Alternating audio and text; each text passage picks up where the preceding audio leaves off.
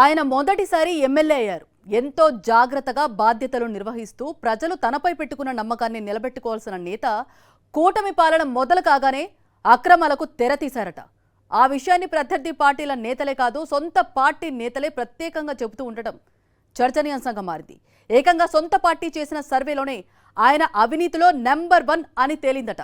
ఆ డీటెయిల్స్ ఇప్పుడు చూద్దాం. ఈయన పేరు మామిడి గోవిందరావు.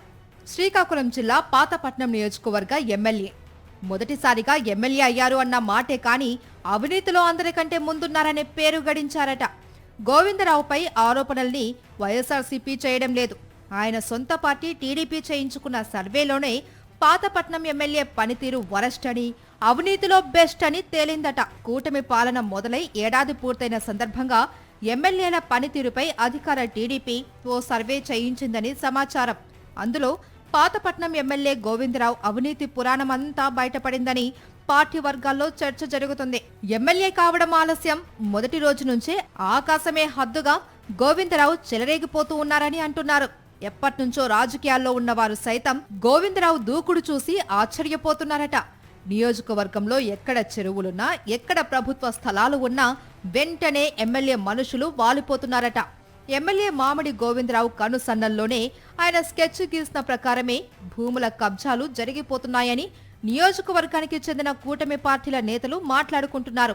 గతంలో ఎన్నడూ లేని విధంగా పాతపట్నం నియోజకవర్గంలో అక్రమాలు, అరాచకాలు జరుగుతున్నాయనేది టీడీపీ సర్వేలోనే బయటపడిందని సమాచారం. భూ కబ్జాలకు కేర్ ఆఫ్ అడ్రస్ గా మారిపోయిన ఎమ్మెల్యే తీరును తలుచుకొని అన్ని వర్గాల ప్రజలతో పాటు సొంత పార్టీ నేతలే భయపడిపోతున్నారట.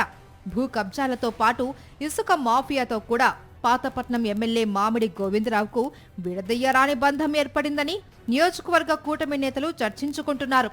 అక్రమ ఇసుక ద్వారా అత్యధికంగా లబ్ధి పొందుతున్నది ఎమ్మెల్యే మామిడియే అని అంటున్నారు.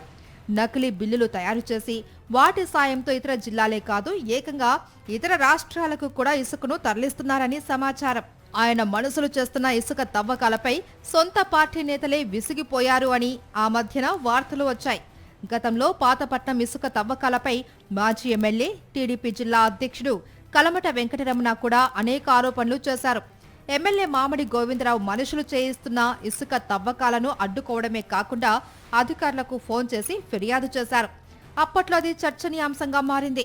ఎమ్మెల్యేపై అనేక విమర్శలు, ఆరోపణలు వచ్చినా సరే ఆయన తీరులో మార్పు రాలేదు అని నియోజకవర్గ కూటమి నేతలు మాట్లాడుకుంటున్నారు. పాతపట్నం నియోజకవర్గంలోని ప్రైవేటు ట్రావెల్స్ వాహనాల యాజమాన్ల నుంచి కూడా భారీగా వసూలు చేస్తున్నారట ఎమ్మెల్యే మామిడి గోవిందరావు అనుచరులు. ఇలా కాదేది అవినీతికి అనర్హం అన్నట్టుగా 3 అక్రమాలు, 6 అరాచకాలు అన్నట్లుగా ఎమ్మెల్యే పనిచేస్తున్న తీరు ఆయన్ను ఆ విషయంలో నెంబర్ 1 చేసిందని సర్వే చేసిన వారితో పాటు రాజకీయ విశ్లేషకులు అభిప్రాయపడుతున్నట్టు సమాచారం.